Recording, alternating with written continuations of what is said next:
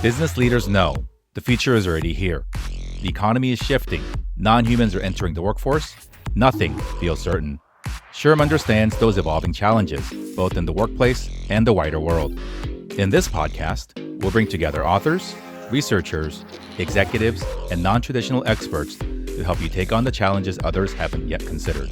Because you don't need to be a futurist, you need actionable insights now. You need to be a Tomorrowist. I'm Jerry Wan. Welcome to Tomorrowist, where we explore the trends shaping the future of work. This week, we have a special episode for you. It's part one of a two-part crossover series with SHRM's AI+HI Project, the podcast for practical, human-centered AI guidance in the workplace. After this episode, use the link in the show notes to watch or listen to part two. My co-host today is the show's host, Nicole Bradford. Nicole, thanks for joining us. Great to be here, Jerry. Today, Nicole and I are unpacking one of the most important and often misunderstood shifts in modern work. How AI is not just making tasks faster, but rewiring how organizations function end to end.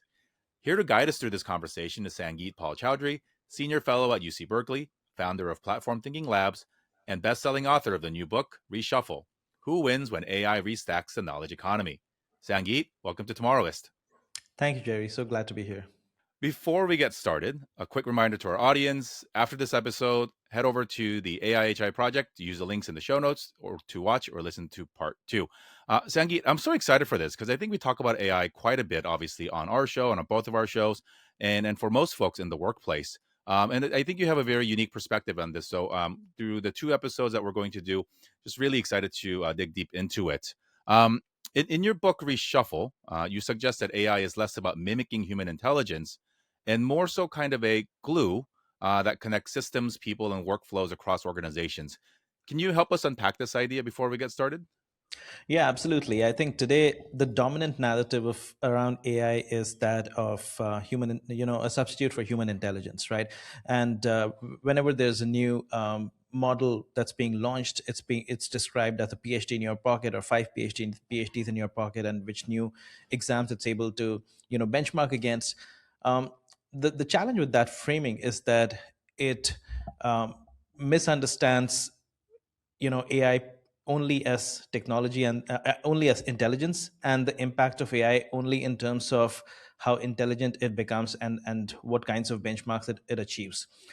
There are 2 points over there that are that I have an issue with. The first is that technologies fundamentally transform our economic systems, our organizations, our industries, how value is created, even if they're not intelligent. I take the example in the book of the shipping container, which is as far from intelligence as you could think of. But the arrival of the shipping container did not just change ports, it changed the structure of manufacturing, the structure of global supply chains, and the structure of entire industries and the geopolitical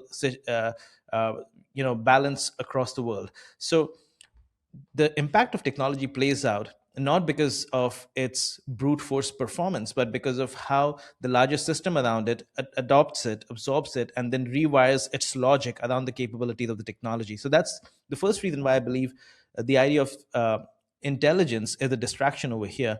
Instead, the way to think about AI is to really think about a new way to organize and coordinate entire systems. And that's what I mean by the idea of a glue.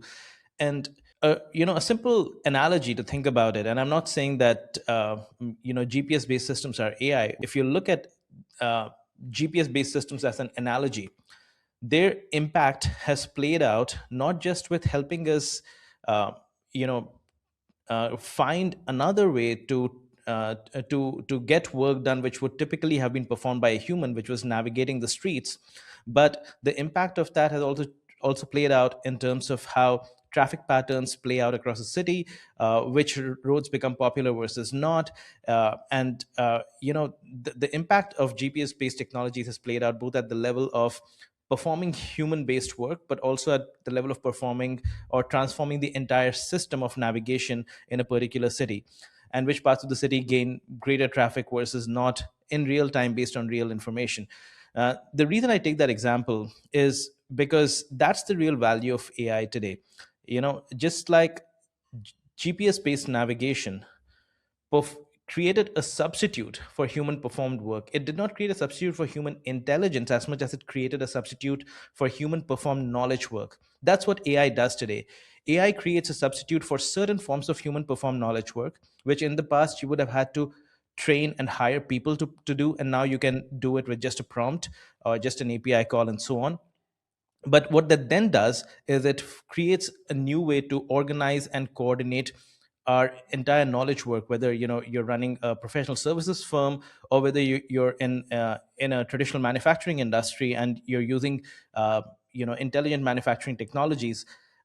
Across all of this whole spectrum, AI essentially enables a new way to reorganize the system, because it creates a new way to perform knowledge work and a new way to coordinate that knowledge work. So that's my key point, that it's not just about the intelligence, it's about really thinking about the overall system level impact of AI adoption. Awesome. That's a great way to put it. Because I think when we use that GPS example, one, there's there's not only two, but there's two main functions, right? One, it gives you directions, but it also takes into consideration traffic patterns. How often do we get rerouted to a small residential street, which I'm sure the neighbors on that street may or may not appreciate, because now we're Right. discovering a new route, and oftentimes now it's using all this data on the back end to say that, hey, on a Tuesday at 8:30 a.m. expect this sort of traffic without actually going there, right? And for those of us with small children, and we grew up without GPS, we're having to explain, hey, we don't always have to know what time we arrive. And we used to either print maps or have paper maps, and so it is the evolution, right? And the Mhm. technology makes it smarter and helps us sort of guesstimate when and where we're going to go. On the macro level, when it comes to the topic of AI and enterprise, how does this shift redefine how large organizations create and capture that value? Yeah, so this is a really important point, because very often we think about the impact of AI on organizations at the level of individual tasks, because we frame, because of this intelligence distraction, the fact that we are too focused on how intelligent is AI at specific tasks, we frame its effect only at the level of tasks. The way to think about the impact of AI is that AI has an impact on the nature of value creation and capture for organizations, both in terms of changing which capabilities are valuable inside the firm, and changing how companies compete outside the firm with each other, in the open industry ecosystem. Uh, the reason this is important is because, first, if you take the outside in view, when a new technological shift like AI comes in into an industry, and certain forms of work can now be performed in fundamentally new ways, companies start competing in fundamentally new ways, because they start reorganizing around the capabilities that AI offers. An example to illustrate this is really what happened in social networking, because till the mid 2010s or so, uh, social networks like Instagram and content platforms like YouTube were well established, and they were structured around the logic of a social graph. You needed to follow people in order to get value in your feed, and so it was very difficult for a new player to come in and replicate that social graph. It meant that as a user, I would have to connect to a certain number of people, or would have to have a certain number of followers before a social network was useful for me. And that was sort of a chicken and egg problem that prevented new social networks from coming up. But what happened was that with improvements in AI, when TikTok came on the scene, TikTok redesigned the logic of a social network so that your feed could be populated without needing you to create a social graph. TikTok changed the format of video creation so that it was small. It changed the uh, because it was mobile first, it changed the way in which it captured data about viewing habits, and using all of that data and using AI, it created an interest graph, a behavior graph about what you were interested in. Based on that, it populated your feed, and eventually, if you liked certain people and their content very often, then it recommended a social graph to eventually be built around that. So the point is that the same technology was available to both players, but they used it in very different ways. Instagram used AI to improve recommendations on the social graph.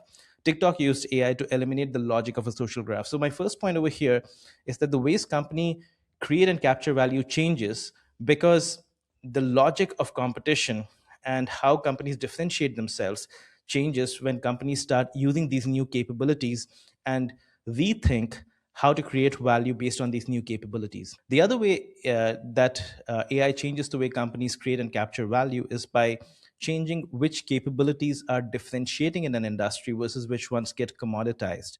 Because traditionally, in knowledge work industries, if you wanted to differentiate yourself on the basis of tacit know-how that you had, that you developed over years, you would hire people, train people, and hoard that talent internally, and on the basis of that innovate. And a lot of that tacit knowledge stayed within your firm or within your industry. Today what happens is that as some of this tacit knowledge becomes absorbed into an AI model, that now becomes available to your competitors, to other players in other industries, and so it becomes commoditized.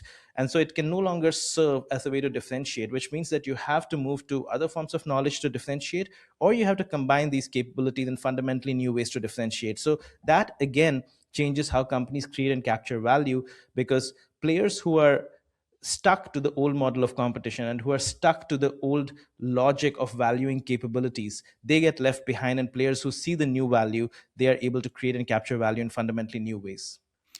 Let's talk about the impact of the vast adoption of AI in a different lens, right? We talked about organizational value capture and sort of how it's rethinking it, but the way that we often hear about AI in the news is how it's impacting jobs, right? And so a common headline in 2025 is AI to replace XYZ jobs at ABC company.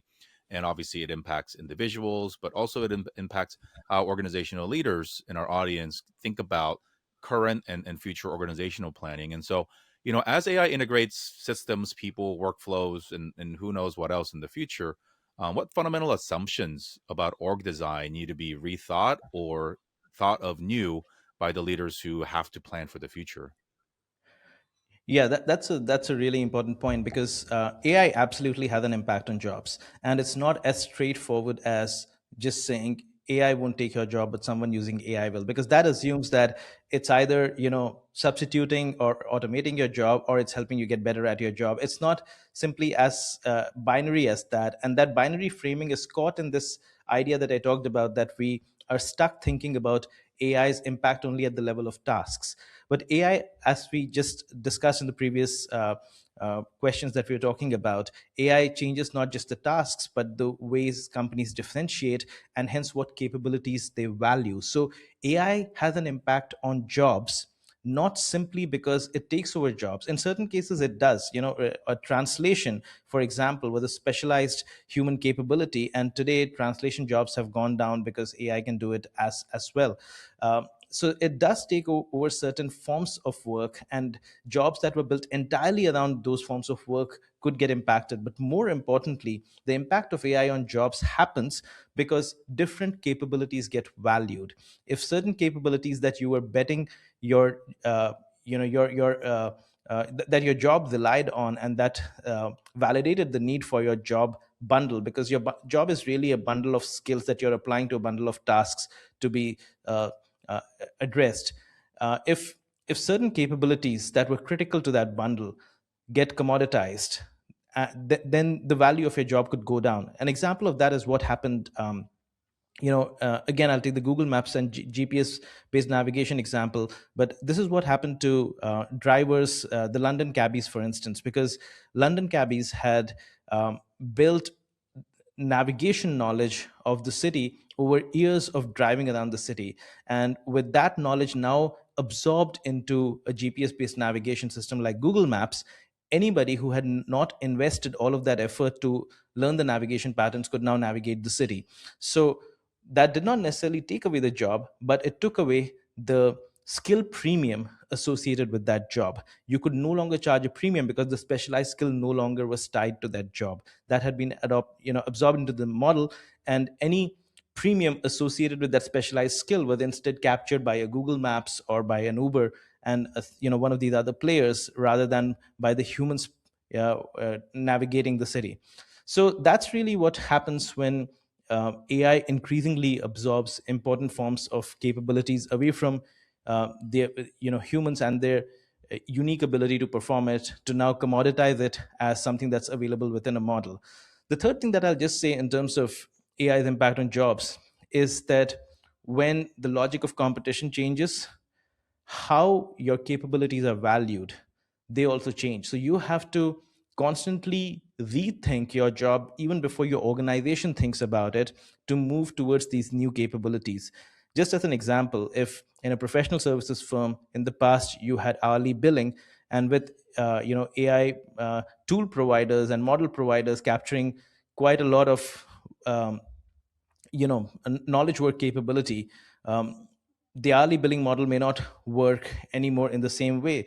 And when that changes, if your capabilities and your jobs were aligned very close to the hourly billing model, you would have to reimagine what your job would look like going forward, and what are the new capabilities, because it's no longer your ability to perform that particular form of knowledge work which is now commoditized. It is something else. It is perhaps the your ability to assume risk with presenting that answer, or your ability to manage a relationship through which the question keeps getting asked back to you.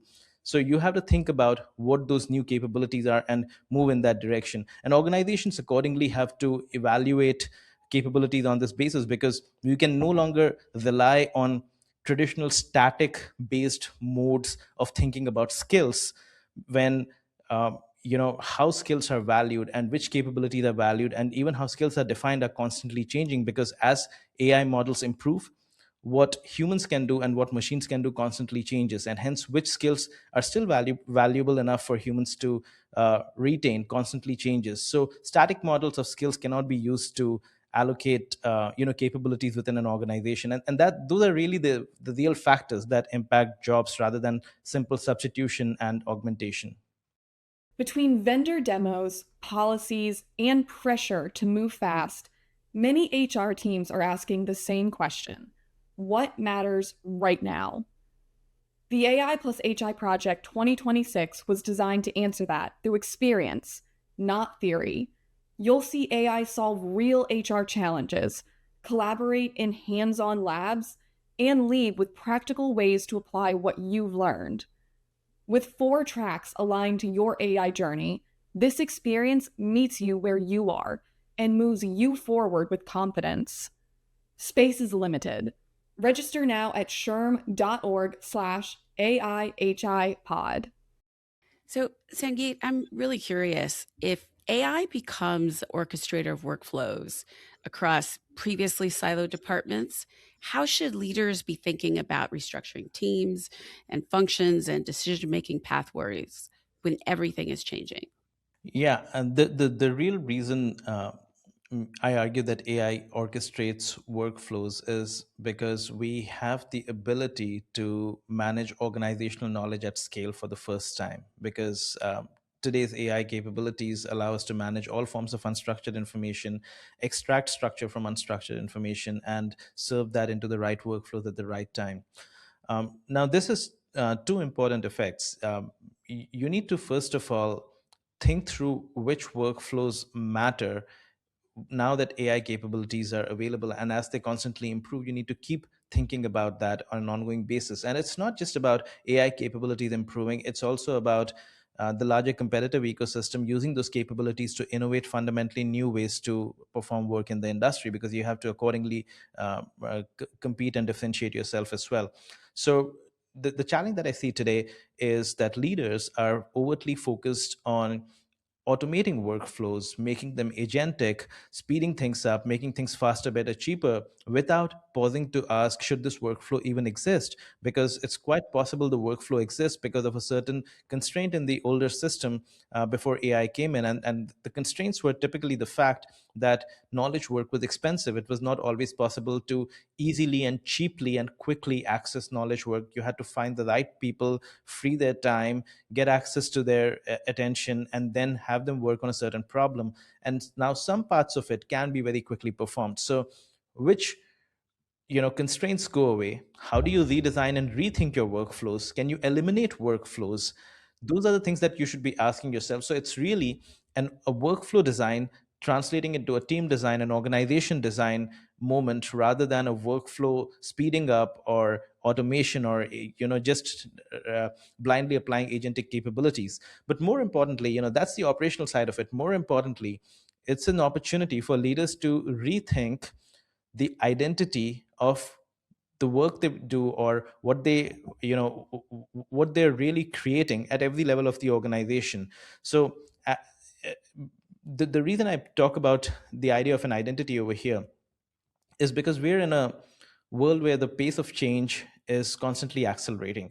And that is almost cliche at this point, but AI is only one of the many forces that is constantly transforming the business landscape. AI in particular is most interesting because, as I said, as AI capabilities keep improving, for it's not just about how well we adopt. It's the fact that the underlying AI capabilities that we're adopting are constantly improving, and that changes which capabilities are valued, which are going to remain with humans, which are going to be performed by machines, and hence become commoditized. So on the basis of that, as these capabilities change, your organization's identity has to change in response to that, and you need to place a bet on what are we going to be 1 year from now, how is the industry going to be operating 1 year from now, what will it take to win in that new model of operation, and accordingly how will we organize ourselves to compete at that point. And this is a question that uh, leaders should ask at every level. It's a question that as a team leader, should ask at your level. It's a question that you should ask about your job as well,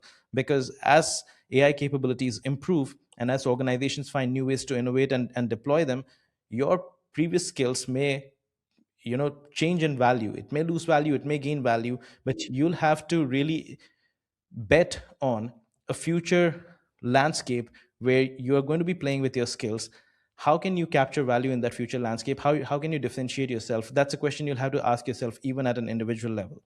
Yeah, I just want to double click on something really fast that you talked about in your answer.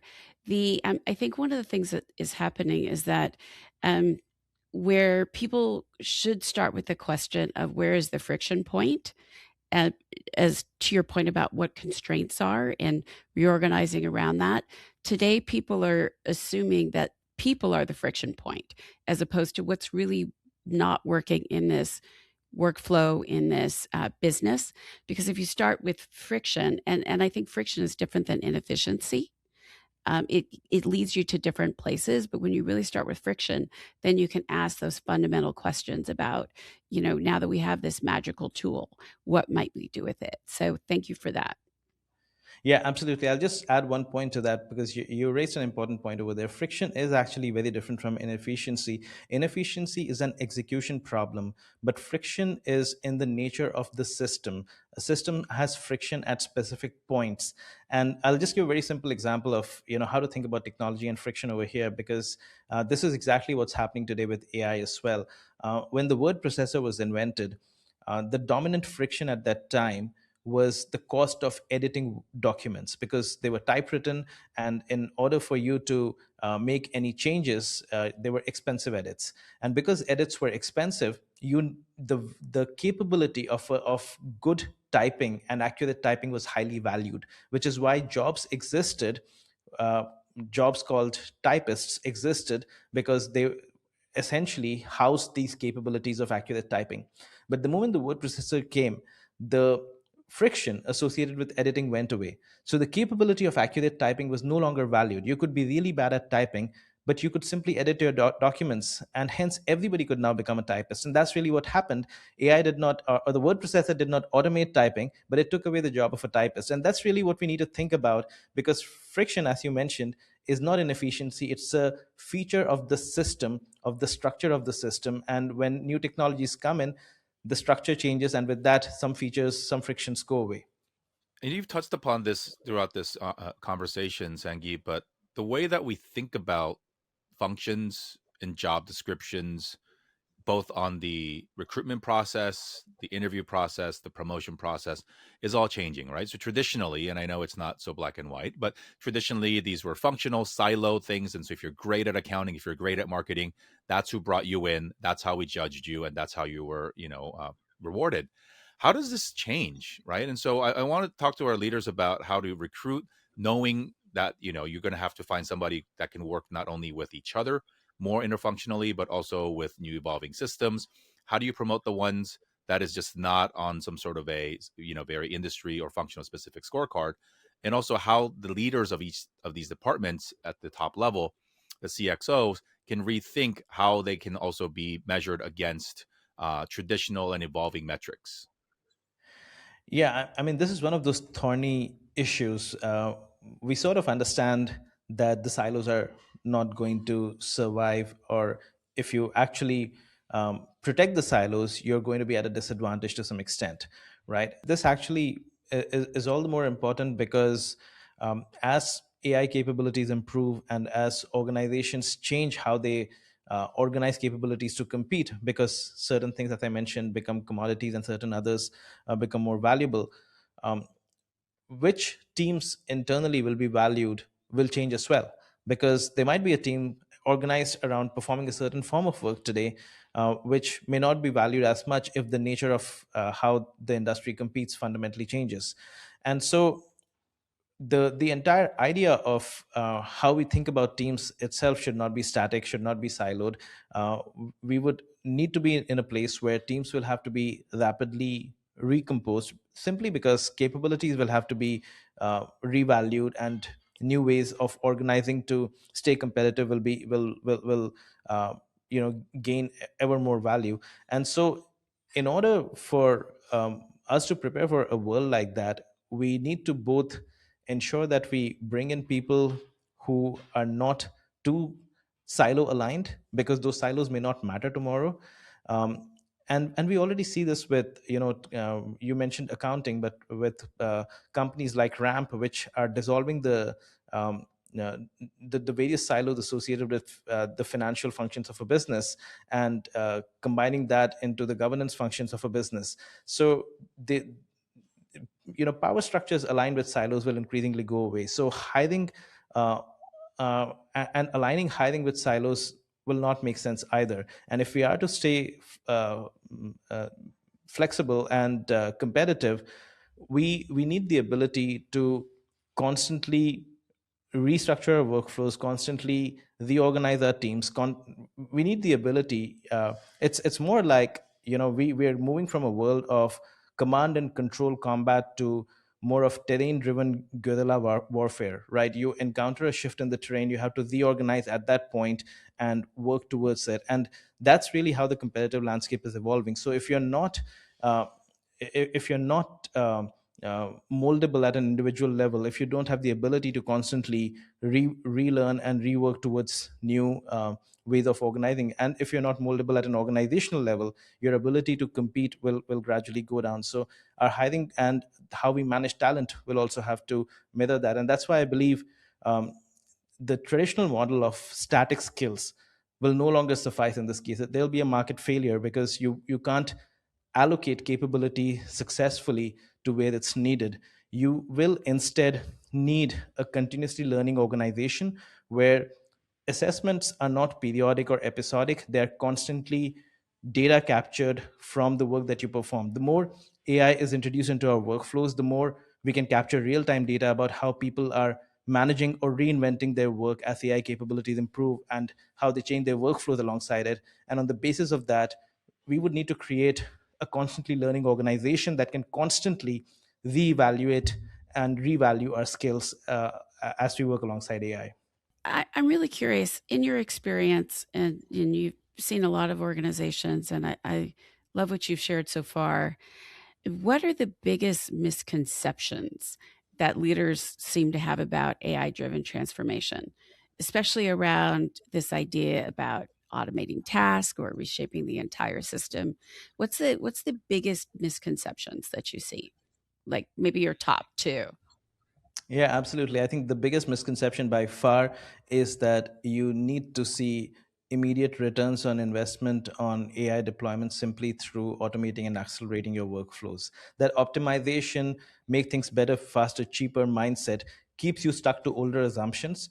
But the whole point of AI is to reimagine how you can create value with your business, is to rethink, should this workflow even exist? So getting caught on just speeding up your workflows is the biggest issue that's there. The second big issue that's there today is that organizations are very quick to deploy pilots.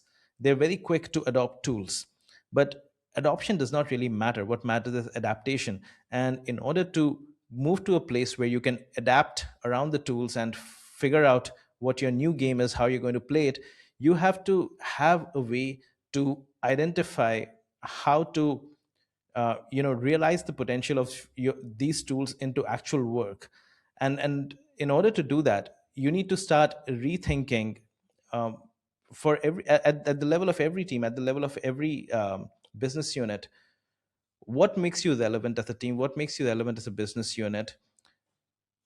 And in order to achieve that, how did you organize yourself in the past? Now that you have tools and capabilities that are far more capable than they were in the past, how would you now organize yourself? And given that, what more could you achieve?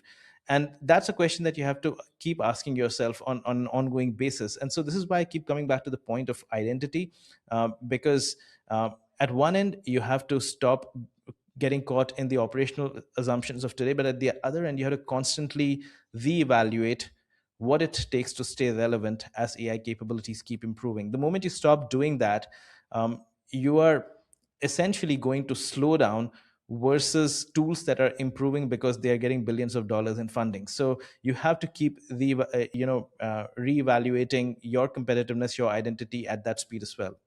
I'm having so much fun with this.